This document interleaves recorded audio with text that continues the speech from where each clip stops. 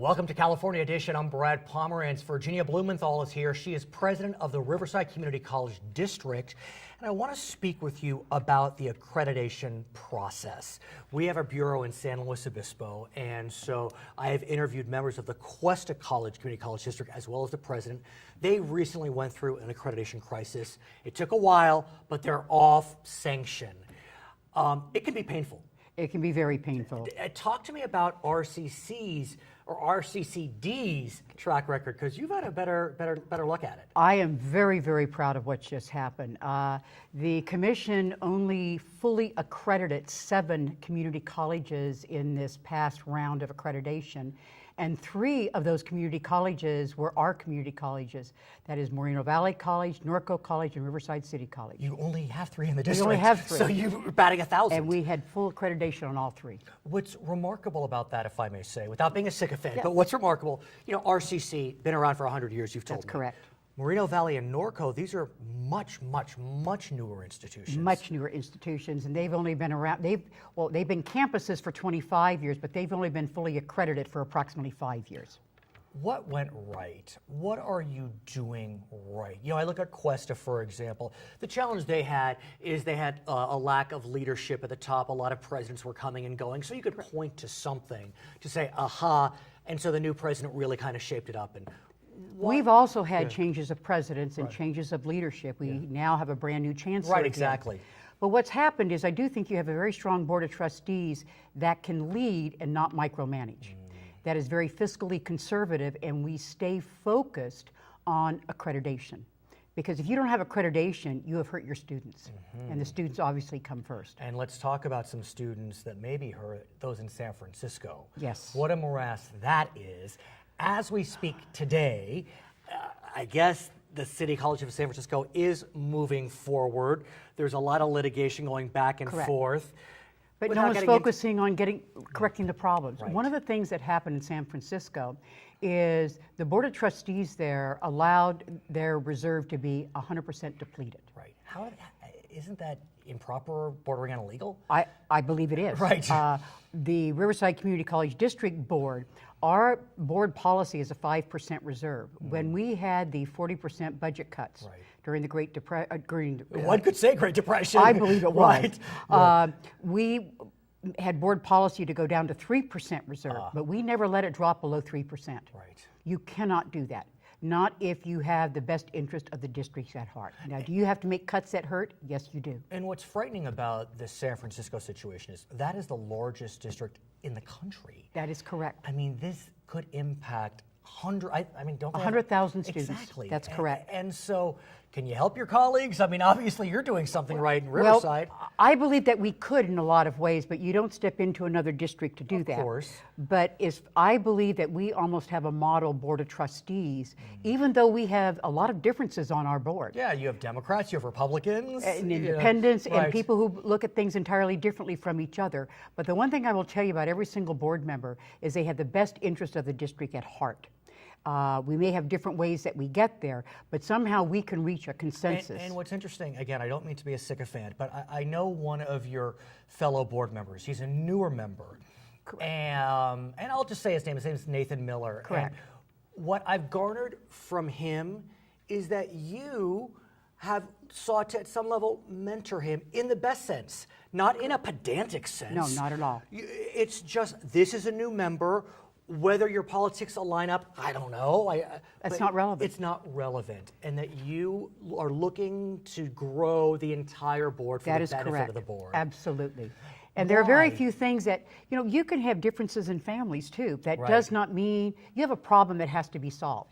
So put those differences aside and solve the problem. And that's really what this board does. I want to talk about another problem facing the entire state of California, not RCCD specifically, and that is we are not going to have enough college graduates in a matter of a decade. That's correct. correct. We know that to be true. And when I say degree, I mean bachelor's. Correct. There has been discussion for the last few years, spearheaded by State Senator Marty Block of San Diego, to allow community colleges to offer 4-year degrees. Before we get into the weeds on it, because I do want to get into the weeds with you, what do you think about that overall philosophy of community colleges granting 4-year degrees? I think it's an excellent idea if they are offering 1 or 2 degrees only, not the full range of bachelor's degrees that can be offered. So it's interesting you mentioned that because that appears to be the plan. There is a bill as we speak today that is marching through the legislature, does have momentum behind it. And under this bill, sponsored by Marty Block, it would allow up to 15 community colleges to start offering 1 bachelor degree each in 2015. That's correct. I mean, that's soon. Well, what we're taking a look at on something like that, we would love to be part of the pilot No program. doubt. For example, our Moreno Valley College, we would love to offer the bachelor's degree there in the physician's assistant program. PA program, PA sure. program, correct. Now, the problem with this bill that concerns me is, for example, the strong program that we have at Riverside City College is our nursing program.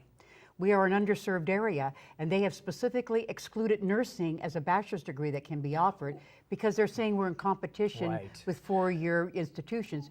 But we are an underserved area, and we are in competition with no one in our area. Right. I understand that as the bill is drafted, although it's still kind of going through its permutations, that the community college that's part of the pilot program can't be competing with the regional CSU or UC in terms of majors. That's correct. But your point, if I may say, is somewhat well taken in that we know that the Inland Empire has a dearth of medical professionals. That is correct. That's why UCR Medical School was opened. And we still have a dearth of medical professionals in this region. And with the Affordable Care Act coming online, with more people obtaining health insurance, that dearth could be more severe. And the colleges, 4-year institutions around us do not, public ones, do not offer the nursing degrees. Well, that's interesting. And our particular faculty, either in our nursing program, I would say approximately 85% of them either have their PhDs or are PhD eligible, and others are going to receive it soon. I wonder if the ultimate bill will say you can't duplicate UC or CSU at all, or if it's more of a regional question.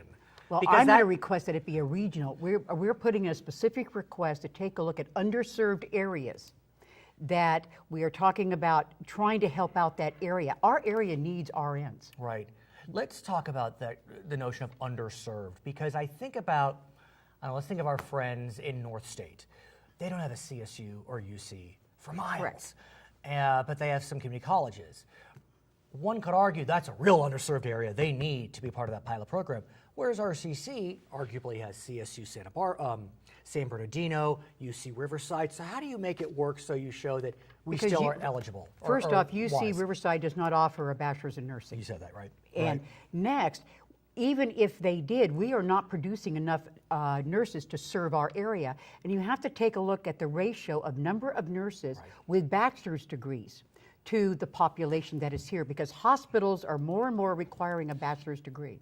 It's interesting you mentioned that. I have heard and learned that the days, I remember one of my early memories going to my aunt's graduation from Valley College. She got her associates in nursing. She got hired like that. There was no question. Absolutely. The days of getting hired with an associate's in nursing are falling. If we didn't have such an incredible nursing program, we would not have the high employment rate of our graduates. How are you able to do it? Because we have such a good program. RCC is known. We're just known for, we have one of the top nursing programs in the state of California. We have a simulated hospital that you would not believe. We have simulated patients who will give birth to children, who will have heart attacks. You would not believe that they are going to be using with the UCR Medical School. Are you starting to partner with UCR Med? Yes, we are. Yes, we are. Because it seems to me that would be a very wise decision. One of the criticisms that graduating doctors, or they have of graduating doctors, is they do not know how to work with support staff, such as nurses, such as phlebotomists, such as physician's assistant. When you have our community college district that can produce all of these support staff, it will also work with the doctors to teach them how to work together. She is Virginia Blumenthal. She is running for re-election to the Riverside Community College District. She's currently president of that board. I'm Brad Pomerance. It's California Edition.